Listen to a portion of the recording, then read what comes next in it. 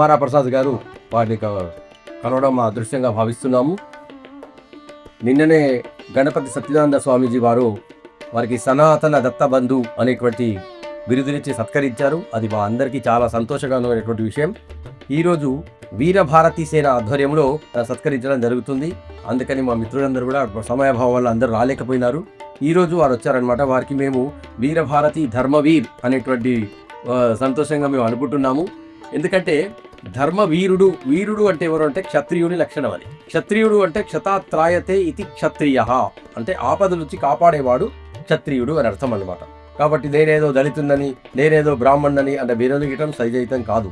అందరూ శూద్రుడుగానే పుడతారు, అనగా అజ్ఞానంతో పుడతారు. కర్మణా జాయతే ద్విజః వేదపాఠ్యేతి విప్రాహ బ్రహ్మజ్ఞానేతి బ్రాహ్మణ అని అర్థం. అందరూ అజ్ఞానులుగానే పుడతారు, కానీ వారి వారి కర్మల ద్వారా వారు ద్విజులు అవుతారు.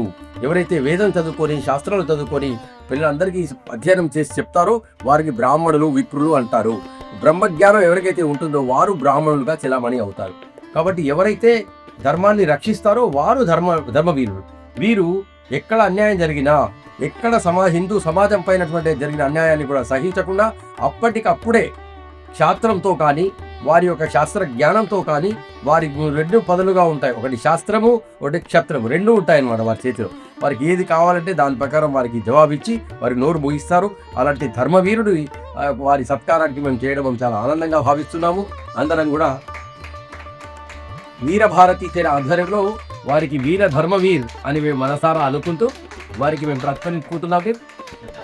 భారత్ మాతాకి వాగం దస్తను భిర్వచేమహి దేవహితం యదాయుః దేవహితం యదాయుః శతమానం భవతి శతాయు పురుషశతేంద్రియ ఆయుష్యేవేంద్రియే ప్రతితిష్ఠతి.